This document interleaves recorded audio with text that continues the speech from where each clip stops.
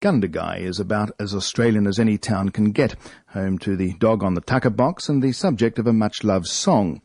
But Gundagai is also home to another legend, the night when a wartime Prime Minister stopped off for a midnight meal. Last night, more than 100 people celebrated the 50th anniversary of that event, including the Deputy Prime Minister, Brian Howe. James O'Brien takes up the story of how a legend was celebrated. There's a track winding back to an old-fashioned shack along the road to Gundagai.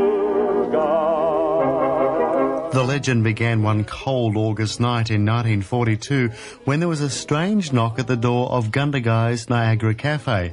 The co-owners at the time were Jack and Vic Curtin. They were surprised to discover that it was in fact the Prime Minister, John Curtin. Just closing up, midnight, and we saw Mr. Curtin at the door with 2 or 3 other ministers.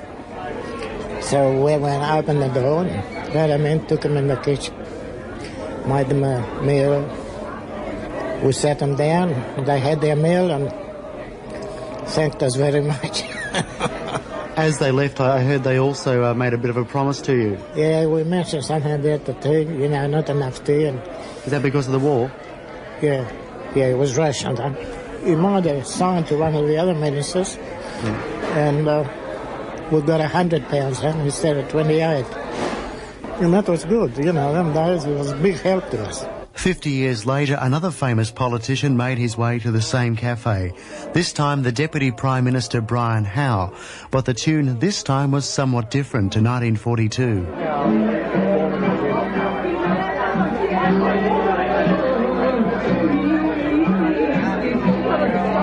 And this time, too, the menu was much different. It's moussaka, roast, this is meat, it's Greek style. And Greek salad and spinach, I like pie, cheese pie, feta. Greek sweet, you can see the freezer over there. Oh, he's a beauty. More than 100 people crammed into this small cafe in this very famous Australian town, including newspapers, radio stations and TV crews from 4 different networks.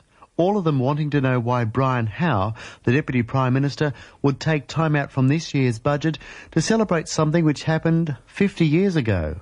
But it soon became obvious as memories of Labor past came flooding forth. Well, I think they achieved the foundations of modern Australia. They were essentially people that stood between the 1930s, which was a terrible time, where Australia had no industrial economy. And what they helped to do was to create a capacity to fight militarily, but that required the sinews of an industrial economy.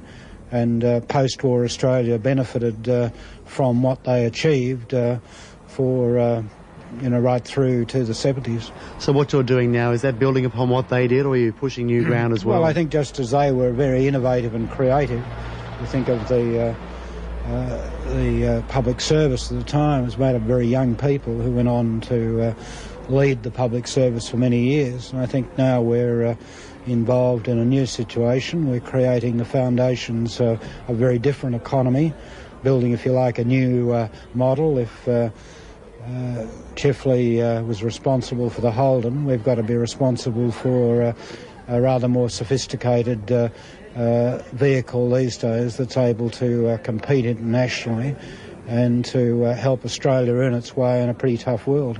Has the election of Paul Keating as Prime Minister led to a regeneration for the Labor Party? Well, I think Paul Keating is as Curtin was. He's a tough man and he has tough, great capacity to carry through what he seeks to achieve. As a member of the Labor Party's left, would you class that as a move back to the left?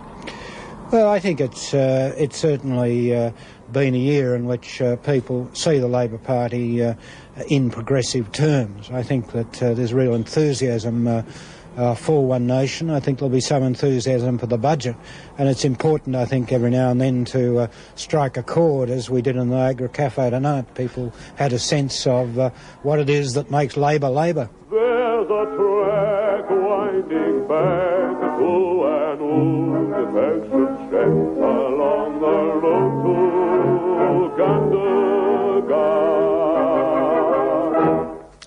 And James O'Brien compiled that report, ending today's program.